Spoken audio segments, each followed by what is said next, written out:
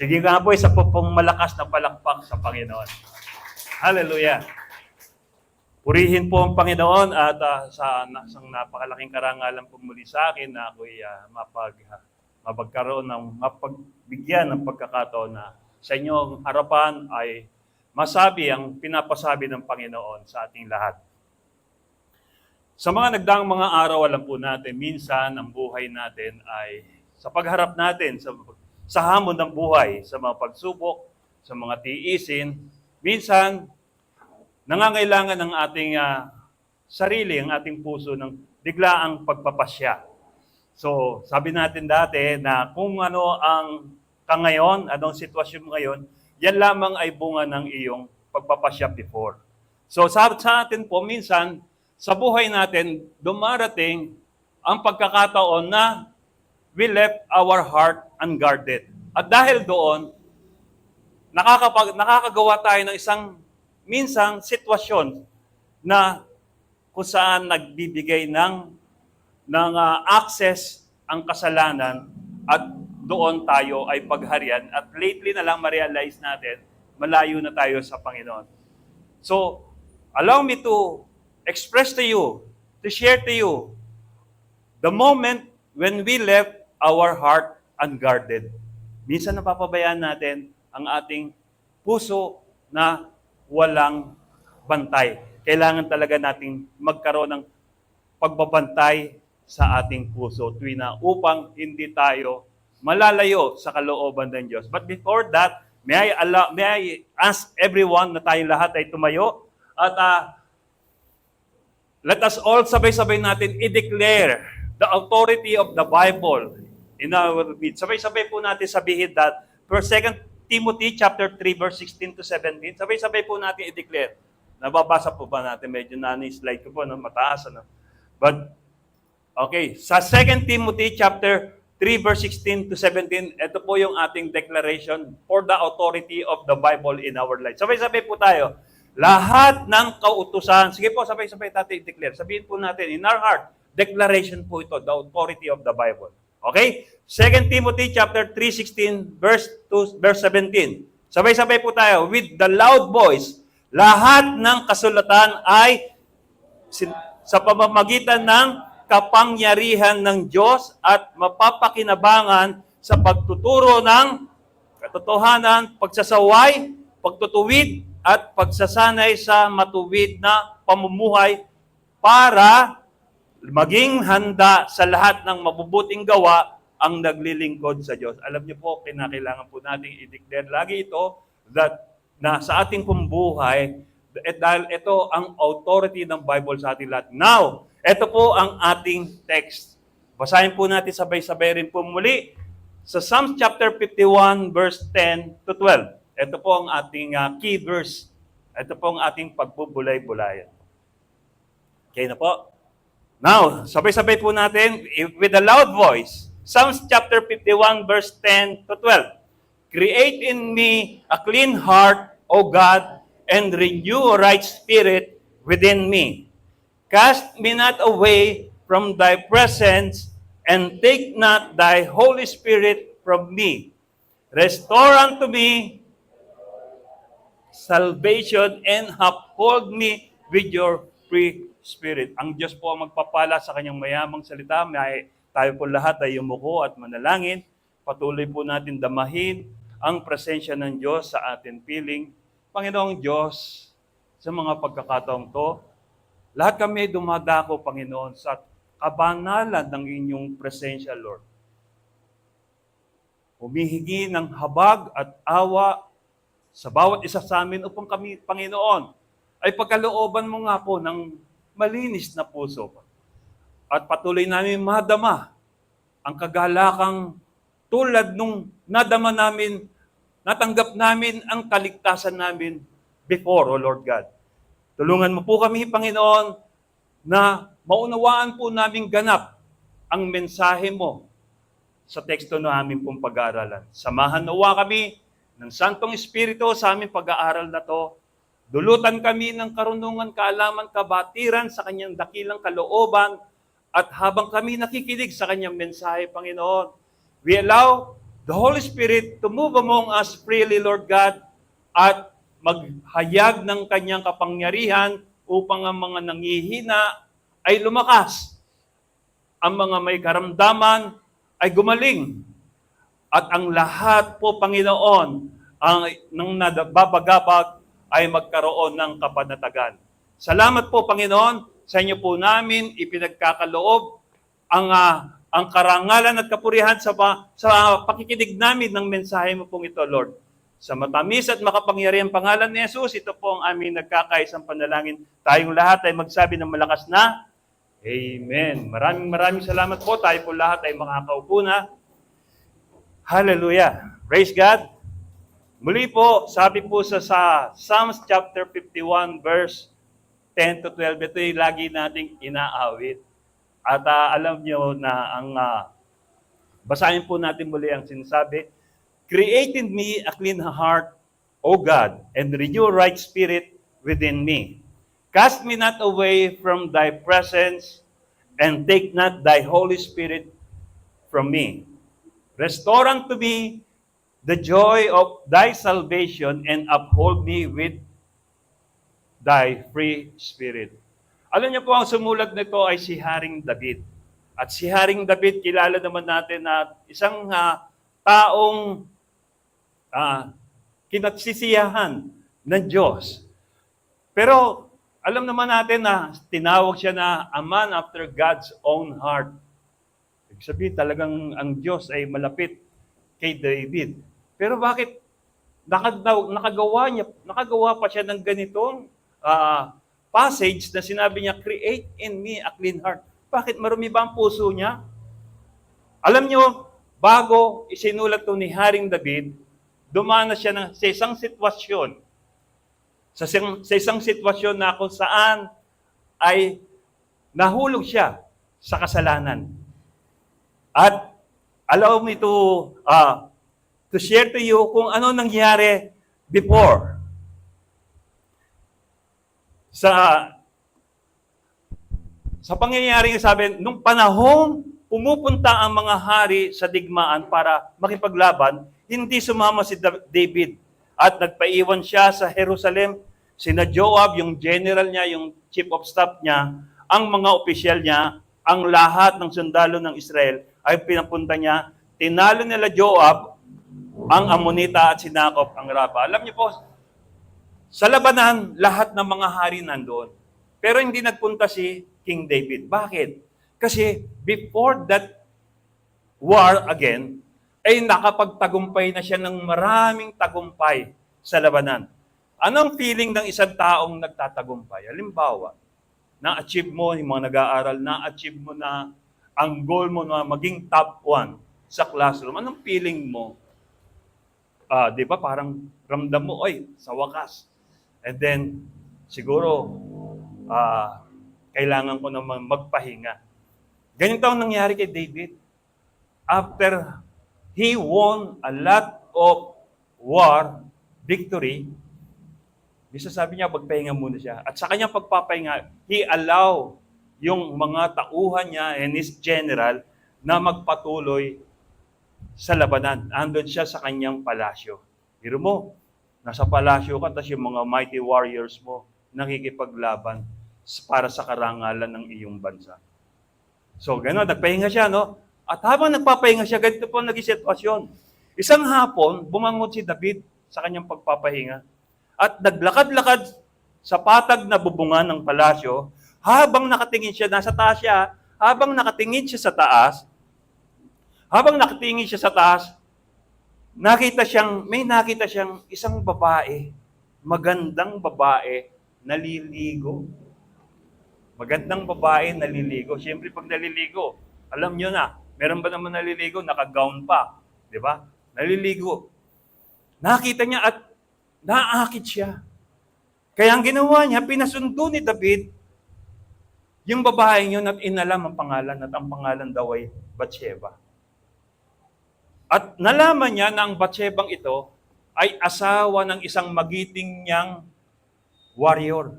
Yung tapat na mighty warrior ni David, asawa yon. At pagkatapos Pinasundo niya ang babae.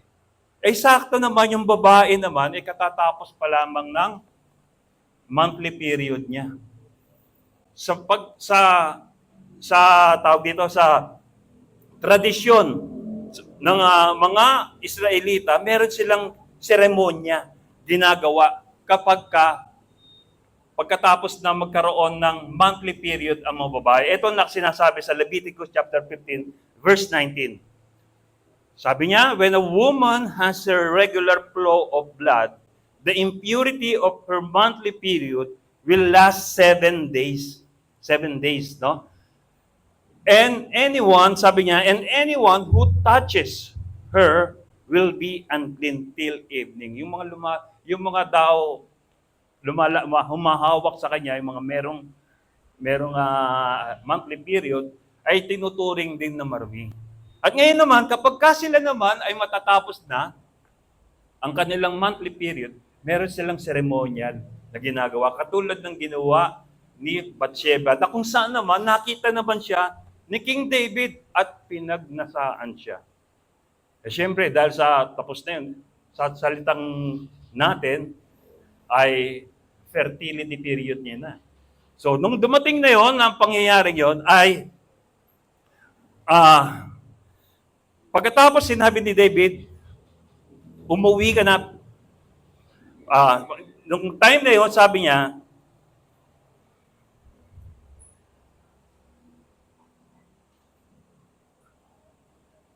kaya nung pinasundo niya si Bathsheba at nasipingan niya, hindi naman agad-agad siyempre mabubuntis. No? It takes time, it takes days, even months para sabihin na siya ay buntis. Pero nabuntis siya at pinaalam niya ito kay David. Nagpadala si David ng mensahe kay Joab na papuntahin sa kanya si Urias. Si Uriah in English, siya yung mighty warrior na asawa ng Bathsheba na sinipingan ni David. Si David, kung iisipin mo, he has 7 wives. Pero di ba, no? 7 na, at hindi, yung asawa ni David, din siyempre, hari siya, hindi naman lahat yun eh. Lahat siyempre, natural, magaganda lahat yun. At pagkatapos, pero bakit napagnasahan niya pa rin ito yung si Bathsheba? Yun ang nakakalungkot din isipin. Because on that moment, hindi niya nabantayan ang kanyang puso. At dahil doon nakagawa siya ng isang desisyon na nagkasala niya. Kaya ang ginawa niya para mapagtakpan ng kasalanan niya, pinatawag niya si Uriah at para sabihin na umuwi siya at pumunta sa kanyang bahay. Siyempre nga naman, para mapagtakpan ng kanyang kasalanan. Siyempre, pagka muli nagsama ang mag-asawa, may scapegoat siya na hindi siya ang nakabuntis at ang nakabuntis yung asawa niya. Pero hindi, ang galing ng mighty warrior ni David, yung loyalty niya. Alam niyo po yung kung napanood yung Gladiator, si Maximus, kung gaano siya ka-loyal sa general, sa king, sa emperador. Ganon din po si Uriah. Napaka-loyal. Sabi niya, hindi ko maaatim na ang mga kasama ko, siyempre dahil siya ay general din, o yung may katungkulan din sa mga kawal, meron siyang mga tauhan. Hindi ko maatim na ang aking mga tauhan ay nakikipagpatayan at ako'y nandun lang sa piling ng aking asawa. Kaya hindi po nainganyo ni David na pumunta sa kanyang asawa. Alam niyo, ginawa ni King David? Kinausap niya ang kanyang general, si Joab, sabi niya, dalhin mo yan sa labanan. Sa front line mo ilagay. Siyempre, kapag nasa front line yung leader, yung mga tauhan niya rin, yung mga brigade niya rin, nasa unahan. Pagkatapos, sumugod kayo. Pagkasugod nyo, umatras kayo. Iwanan nyo sila na nakikipaglaban. Suicide attack na po. Alam po nangyari? Ganon ang ginawa ni Joab. Sinunod niya ang utos ni David at doon namatay ang asawa ni Bathsheba, si Uriah. Pero hindi lang si Uriah ang namatay, pati ang mga tauhan ni Uriah. Biro niyo, isipin lang natin, no? Dahil sa isang maliit na hindi pagbabantay ng ating puso, ang daming tao ang napahamak. Ang daming tao ang namatay. Kung babalikan po natin kanina, sabi natin that David is a man after God's own heart. What is a man after God's own heart? Ano ba yung definition nito? Sabi, lagi na lang natin naririnig, a man after God's own heart. Ito sabi niya, it is a person whose desires, values, and devotion are aligned with God's will. Ibig sabihin po, ang kalooban ng Diyos ang pinagsisikapan niyang masunod no matter what. Ito yung a man after God's own heart. Ito po ang meron na klase ng puso si David. Sabi po sa 1 Samuel chapter 16 verse 7, the Lord does not look at the things people look at. People look at the outward appearance, but the Lord looks at the heart. Tinitingnan daw ng Diyos kung ano laman ng puso niya. Kung titignan natin ngayon, kung bibigyan tayo ng spiritual eyes ng Lord ngayon, ano kaya makikita sa puso natin? Ano kaya laman ng puso natin ngayon? Ito ba ba'y naka-align pa rin sa kalooban ng Diyos? Kapag ito'y naka-align sa kalooban ng Diyos, you also may call a man after God's own heart. Dahil yun po ang definition niya. Sometimes, we don't realize that we actually been neglecting to God our own hearts. Kaya po ganda ng title ng team natin. Oh. And this is the last Sunday that we had na guarding your heart. Kaya dapat talaga lagi natin nababantayan to eh. Because sometimes, when we left it alone talagang ipapahamak eh. We pay no attention to small things and even small details. Small things lang yun ha. Nagpahinga daw siya. Nagpahinga si King David. Yung mga tauhan niya, nakikipagpatayan sa labanan. Tapos siya nagpapahinga at nanonood lang, naninilip. Isipin nyo, small things, small details. But, ang laki ng distraction na ginawa sa buhay ni King David. Sometimes we allow our hearts unguarded. Kaya kung ano ang nangyayari sa atin ngayon, because we allow our hearts unguarded. Kaya kinakailangan, sabi ng Lord sa atin, na kailangan lagi nating bantayan ang ating mga puso. Physically speaking. Alam natin, no, bawal sa atin yung sobrang dami ng cholesterol. Pero kain ka pa rin ng kain ng taba. Diabetic ka na, kain ka pa rin ng kain ng mga sweets, cakes, ice cream. At sasarap kasi, di ba? Pero alam mo ng bawal. Di ba? Pero tuloy-tuloy ka pa rin sa paggamit.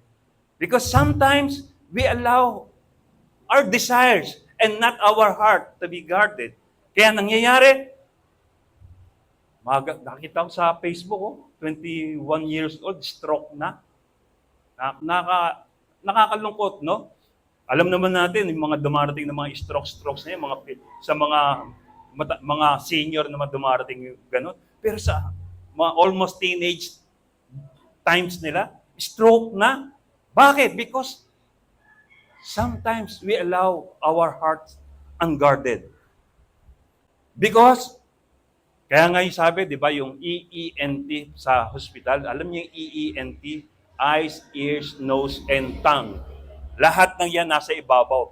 Yan yung mga generals ng ating isip. Kaya nasa taas yan.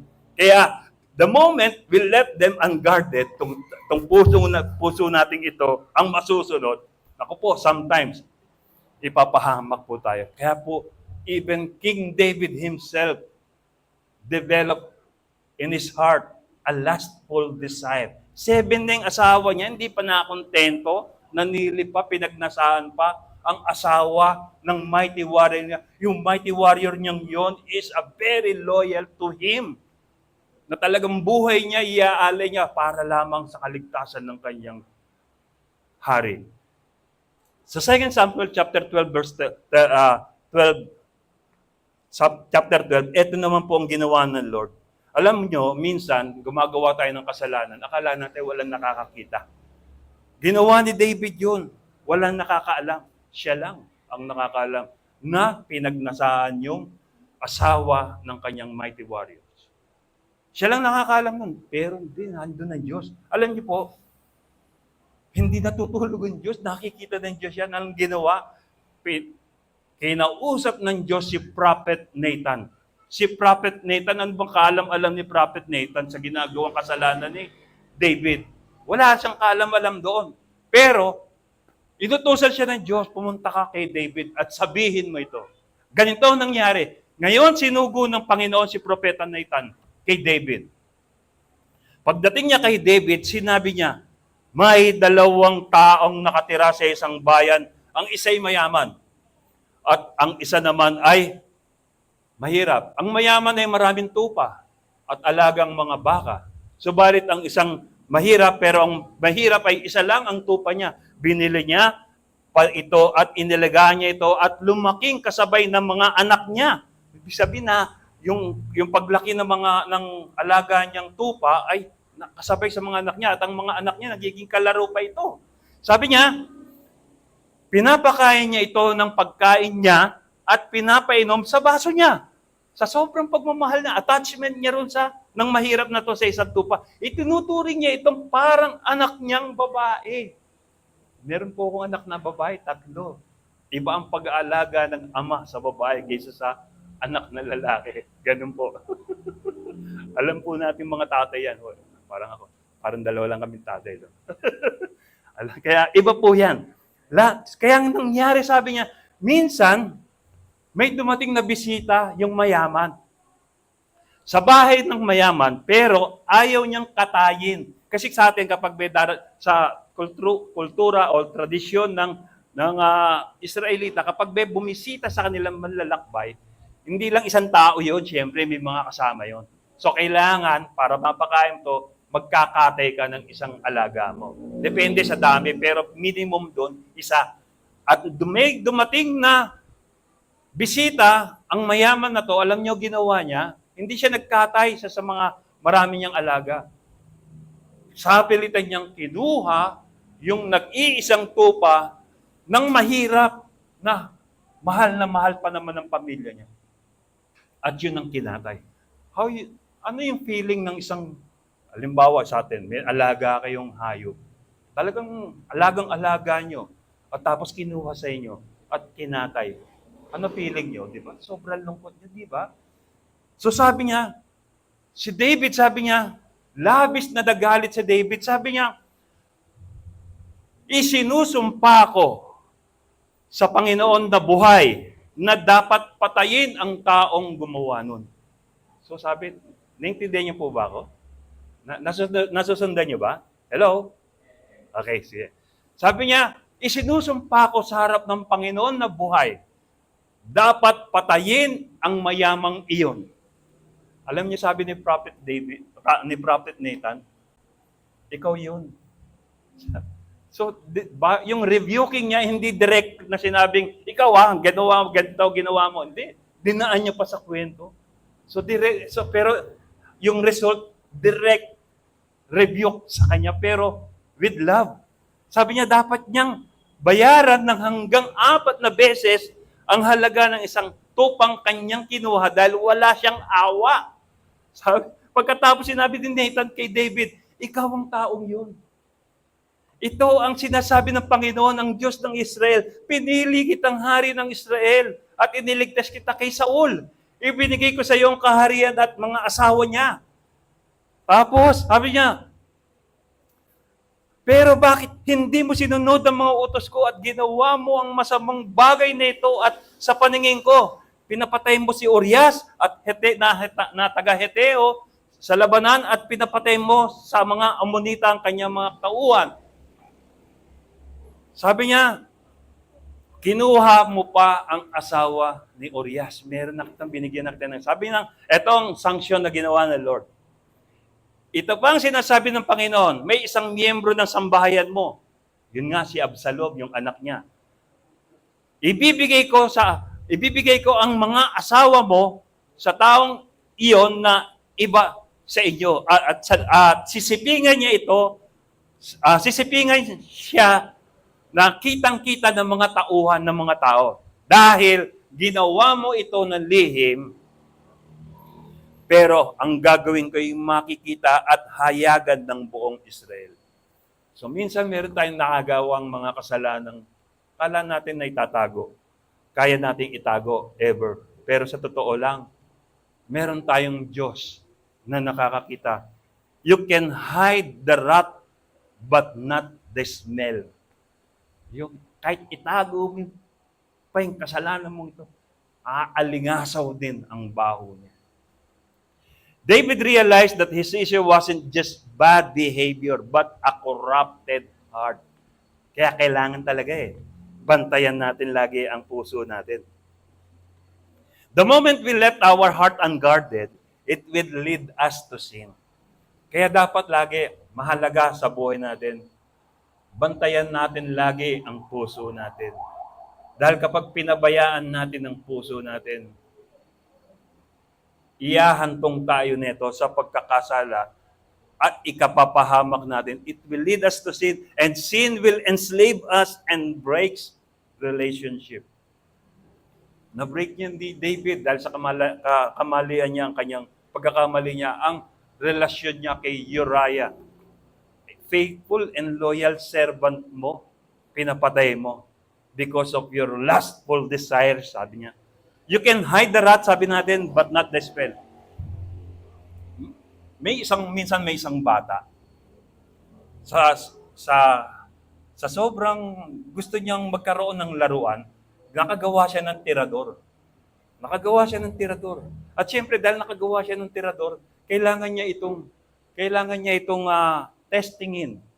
Kaya kumuha siya ng bato, tinesting niya, kaya lang tinarget niya yung kaisa-isang alagang pato ng kanyang nanay. Inasinta niya, hindi niya akalain mapupuruhan niya sa ulo at namatay. Ngayon, akala niya siya lang ang nakakakita. Itinago niya ang pato na namatay para hindi mahalata kasalanan niyang ginawa. Pero, nung sila'y kumakain na, yung ate niya ang naka-assign sa paghuhugas ng pinggan. Sabi niya, at nung magtapos na nila kumain, sabi ng ate niya, iligpit mo na ang pinagkainan natin. O di ba ate, ikaw naka-assign dyan? Nakita ko yung ginawa mo sa pato. Isusumbong kita sa nanay. O sige, ako na. Gano'n na nangyari, no? So every time, nauutusan ng nanay yung ate, si ate naman ipinapasa kay Totoy. Dahil may kasalanan si Totoy na hawak-hawak siya ng ate niya sa leeg dahil ibubunyag siya pagdating ng araw. Alam niyo ang nangyari? Dahil parang inaalipin na siya o parang nasa ilalim na siya ng authority masyado ng ate niya, hindi na siya makagawa ng mga bagay na mga dapat niyang gawin. Kinausap niya na yung nanay niya at nagsabi siya ng totoo. Sabi niya, Nay, patawarin mo ako. Bakit? Napatay ko po yung pato niyo na hindi ko sinasadya dahil nakagawa ko ng tira. Sabi ng nanay niya, matagal ko nang alam yung ginawa mo. Hinihintay lang kitang magsabi ng totoo. Di po ba? And then, he find release. Kaya ngayon, mag-uutos na naman si ate niya. O, hugasan mo na yung pinggan. Ikaw naka-assign Isusumbong kita. Nagsabi na ako kay nanay. Kaya the best thing that kapag tayo ay nagkasala, aminin mo na kagad. Ingi ka na kagad ng tawad sa Diyos. And God is willing to forgive and to cleanse us from all our unrighteousness. Kala natin, wala nakakakita sa mga ginagawa natin. Meron tayong Diyos. Kitang-kita tayo ng Diyos. And that is why David wrote these psalms, tong songs na, tong ating text na ngayon na that create in me a clean heart, O Lord, and renew a right spirit within me. David realized that his issue wasn't just bad behavior, but a corrupted heart. Yun ang issue niya. Kaya kinakailangan tong corrupted heart niya, malinis ulit ito. Paano malilinis? Siyempre, if you humble down yourself. Kaya nung sinabi ni Prophet Nathan, ikaw yun. Dahil pinagnasahan mo ang asawa ng mighty warrior mo, pinapatay mo pa siya, ikaw yun. Alam niyo po, ginawa ni David, hindi siya nagalit kay Prophet Nathan. Although may authority siya as a king para sabihin na, patayin ang taong yan dahil ginagawa na ako ng issue. Hindi, alam niyo ginawa ni King David sa harapan ng kanyang mga tauhan, nagpakumbaba siya, nagpatira pa siya, humingi siya ng tawad sa Diyos. At sino ba namang Diyos ang hindi mahabag sa taong nagpapakumbaba sa kanyang harapan, humihingi ng tawad, tinatanggap ang pagkakamali. Ganon din po tayo. Every time na humingi tayo ng kapatawaran sa mga kasalanang nagawa natin, God is faithful and just to forgive us. Never in our life natatanggihan tayo ng Diyos kapag tayo nagpapakumbaba sa kanyang harapan. Kaya nga sabi, create in me a clean heart. The word for create in Hebrew, sabi, the Hebrew word for create means to make something out of nothing.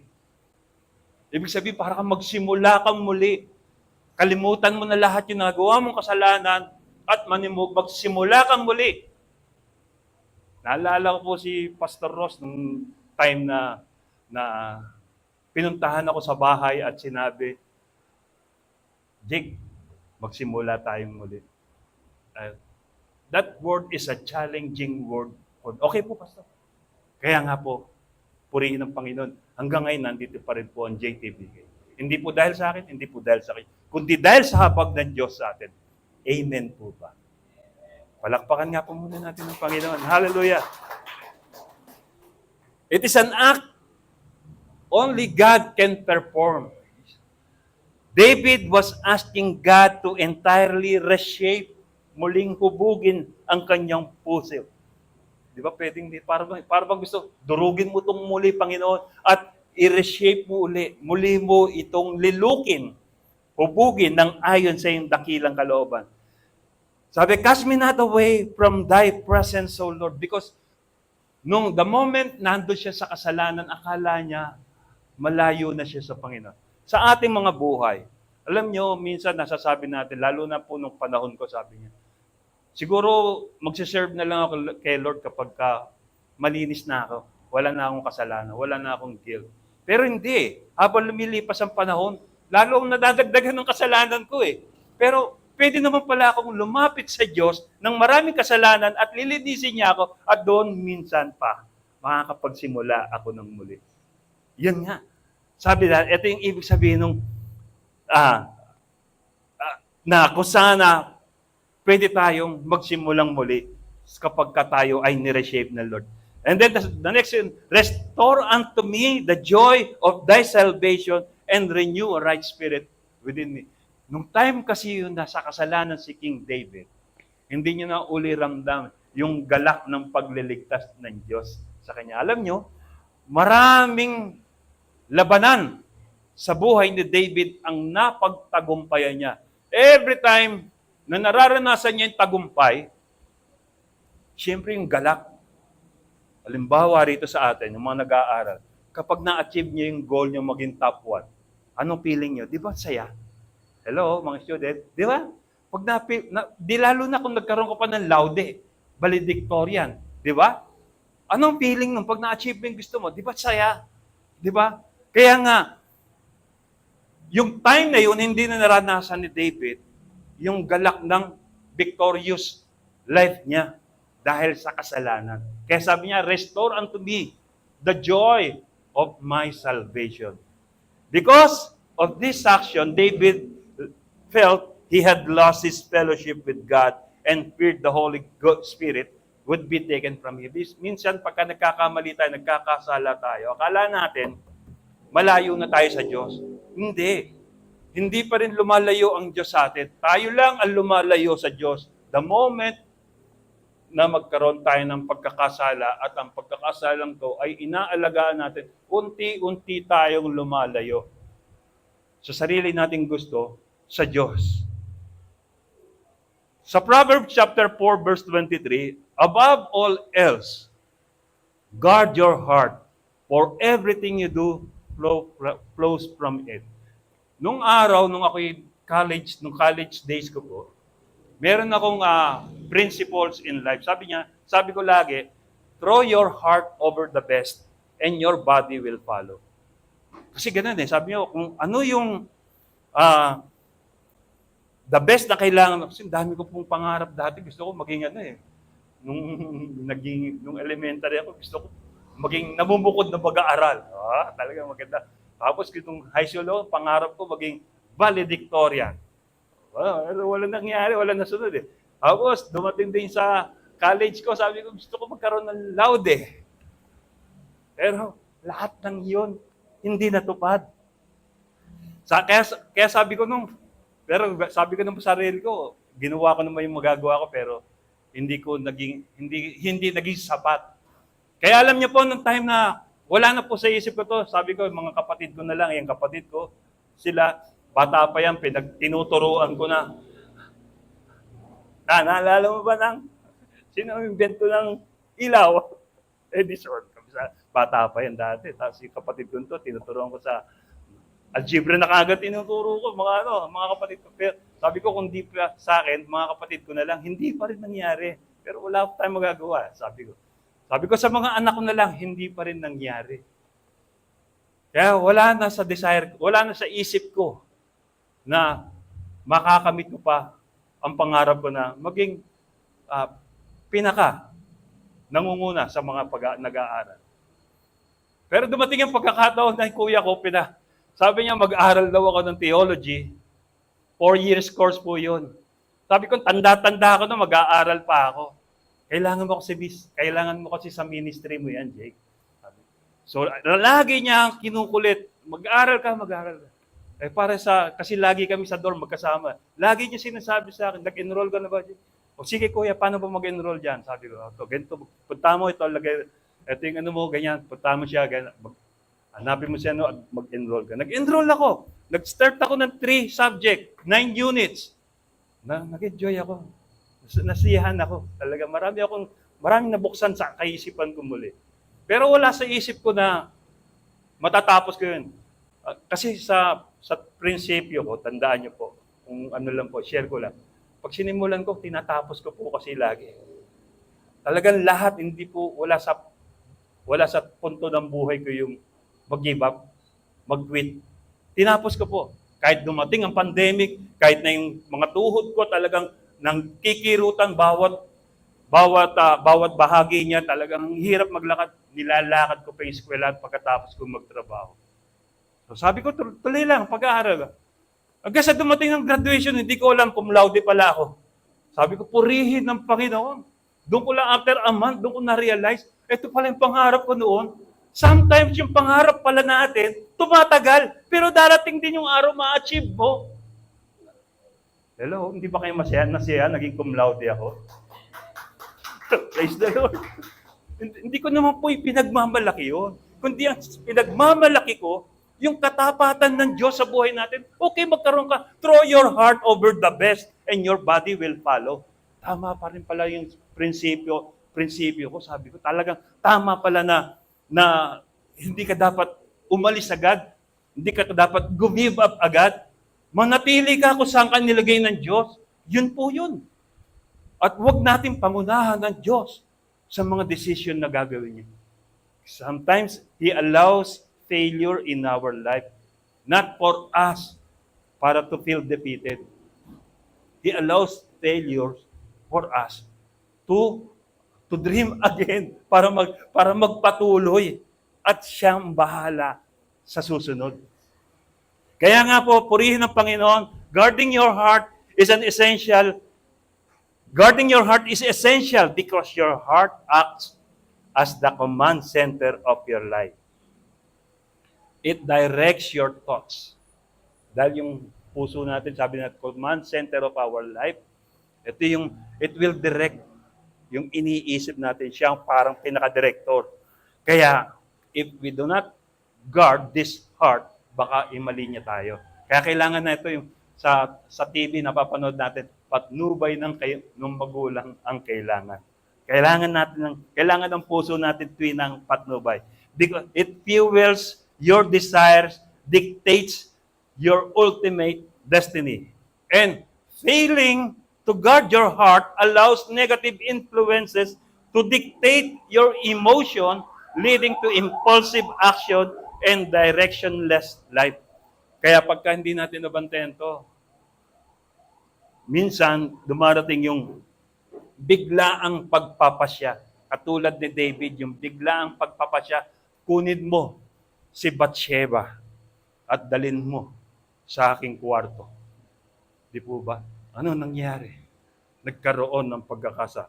Because our heart contains, most of the time, worry, fear, uncertainty, minsan yung kamatayan, and above these things is yung lustful desires. Akala natin, sabi natin kanina, sa ginagawa natin, wala naman nakakakita, okay lang. Gawin ko na to. Kahit na alam mong kasalanan, gagawin mo tapos pero wala naman nakakita. Halimbawa, nakita mo yung wallet ng kaklase mo, ng kaibigan mo, na paldo. Maraming laman. At wala naman nakakita, pwede ka magbawas. Meron Diyos na nakakakita sa atin. He always testing our integrity in our life.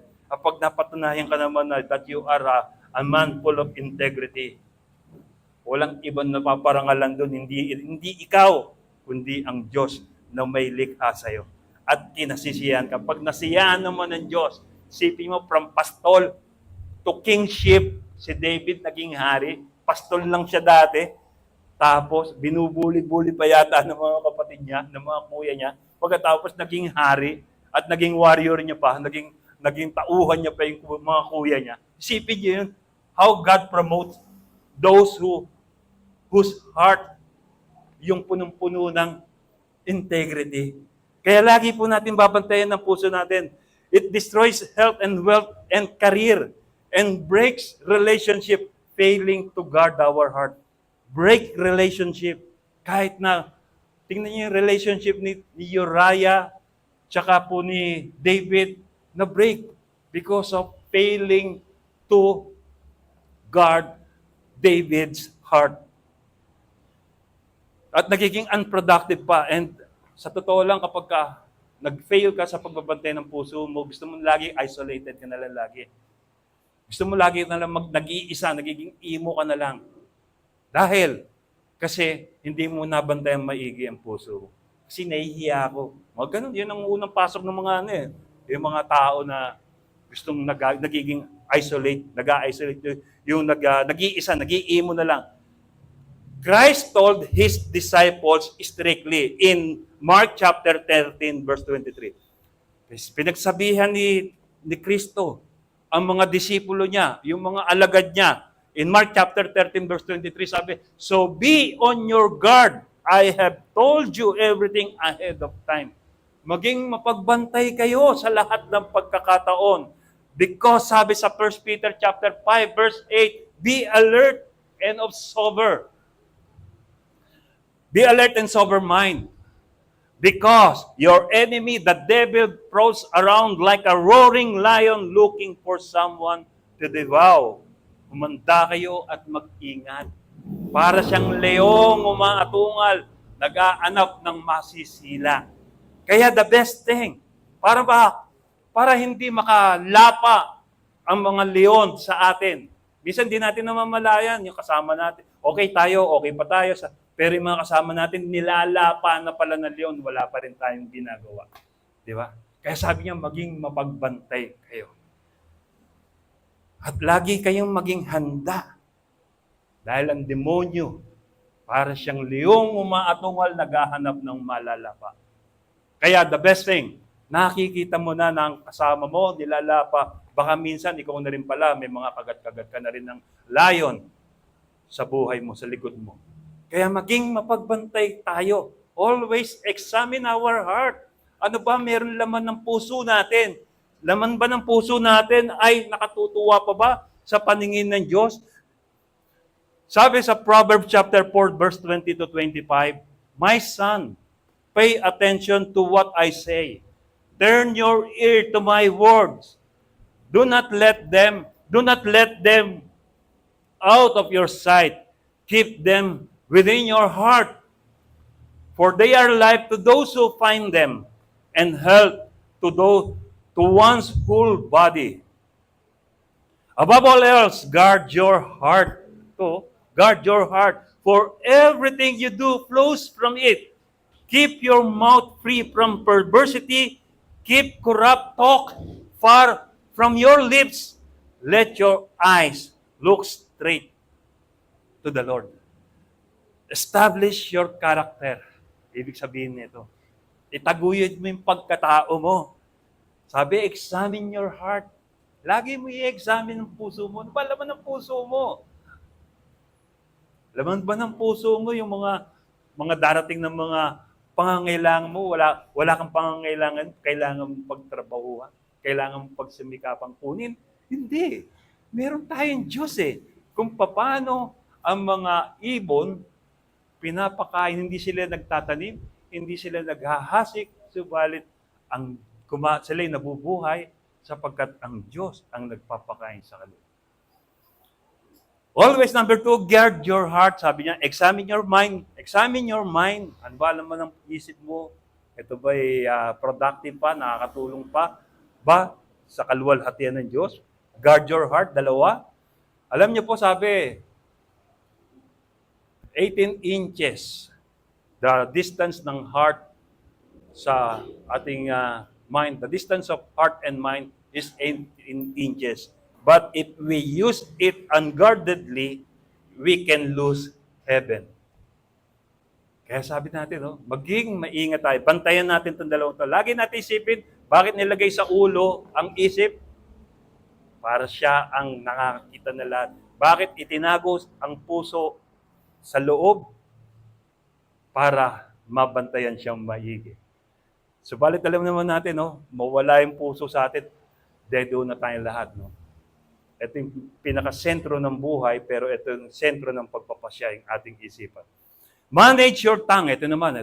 Manage your tongue properly.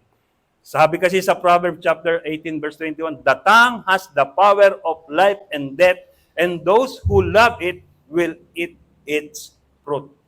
Kaya mag-ingat din po tayo. Sometimes nakakapagsalita tayo na akala natin walang gravity sa nakikinig sa atin. Katulad ko po, nagsasalita sa inyong harapan, hindi ko po alam kung nasasaktan ko kayo o hindi, pero ang alam po ay sinusunod ko lamang po kung anong pinapasabi sa akin ng Panginoon ng buong tapang, with boldness.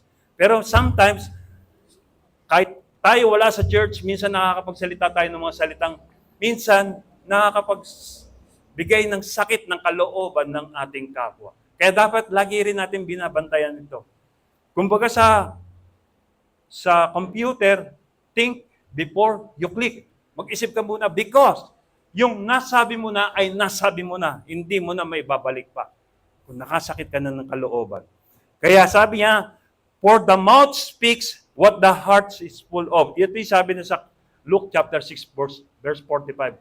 Out of the abundance of the heart, the mouth speaks. Ang laman ng puso mo. Ano ba laman ng puso mo? Malalaman mo lang yung pagkatao ng kausap mo kung ano yung mga sinasabi niya. Kapag sinasabi niya tungkol sa mga nangyayari, mga negatibo, yun ang pagkatao niya. Kaya, you shall know them by their fruits.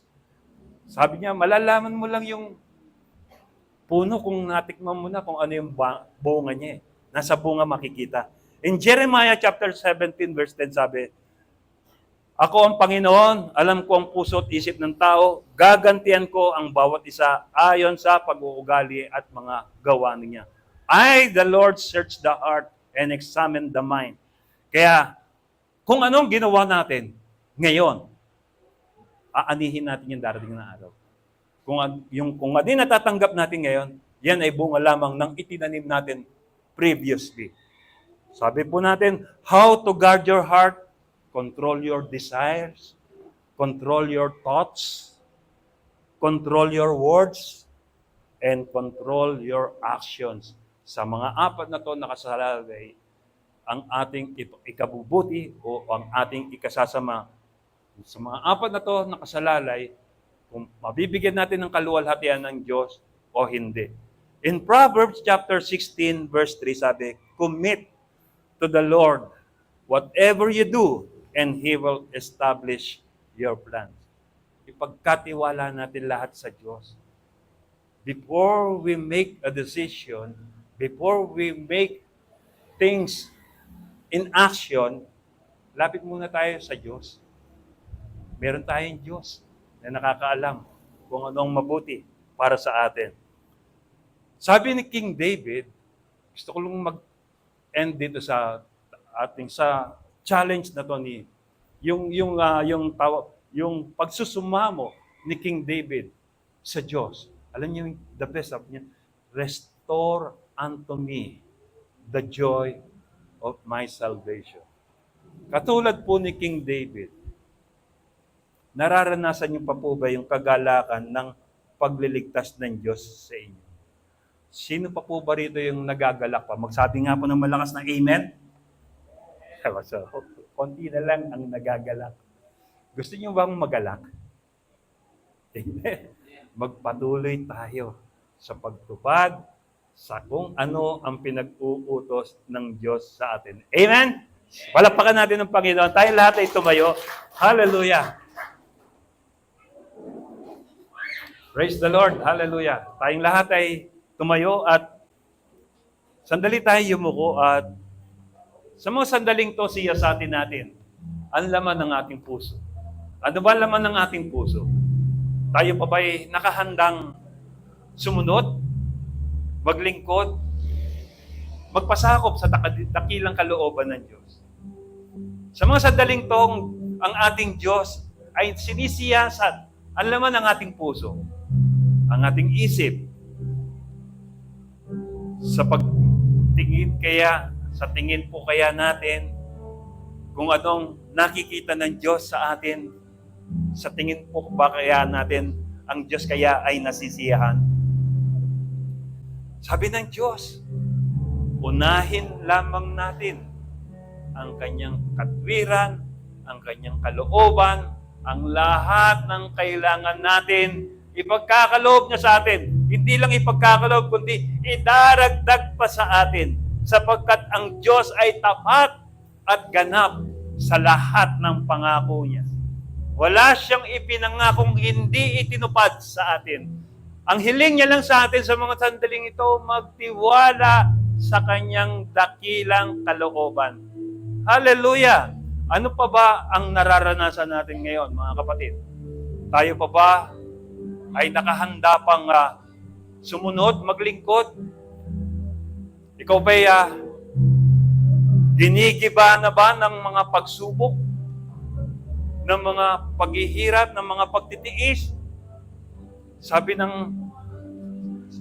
ng Biblia sa atin, greater is He that is in us than he that is in the world. Kahit man gaano kalaki kapangyarihan ng panggigipit ng kaaway sa atin, mas higit na dakila ang kakampi natin. Panginoong Diyos, maraming salamat po sa inyo, sa inyong kapahayagan sa buhay ng bawat isa po sa amin. Salamat po sa panibagong hamon ng pagsunod po namin sa iyo, na kung saan dapat po namin bantayan tuwina ang aming mga puso, sapagkat minsan sa mga kawalan namin ng pag-iingat sa aming mga puso, Panginoon, nakakapasok, nakakagawa ng butas ang kaaway upang kami magkasala at ang kasalanan to'y umalipin muli sa amin. Subalit tinawag po kami para maging malaya, Panginoon. Kaya every time, Panginoon, na kami ay nagpapakumbaba, humihingi ng tawad sa iyo, nariyan ka. Nililinis po kami. Pinapatawad mo kami. Niyayakap mo kami, Panginoon. Salamat po sapagkat ganyang kadakila ang Diyos na aming sinasamba, ang Diyos na aming pinaglilingkuran. Maraming po salamat at minsan pa, Panginoon, sa buhay po namin, sa mga sandaling to, bigyan mo po, papag-ibayuhin mo pong muli ang sigla ng aming paglilingkod, ang sigla ng kagalakan sa aming mga puso, upang ang mga kagalakang ito ay maibahagi rin po namin sa mga taong hindi nagagalak at nalilihis na landas, O Lord. Maraming po salamat. We pray, Lord God, na kami pong lahat ay maging pagpapala sa lahat ng mga taong aming makakasalamuha. Sa iyo po ang kapurihan, karangalan. Sa pangalan ni Jesus, ito po ang aming dalangin. Tayo lahat ay magsabi ng Amen. Amen.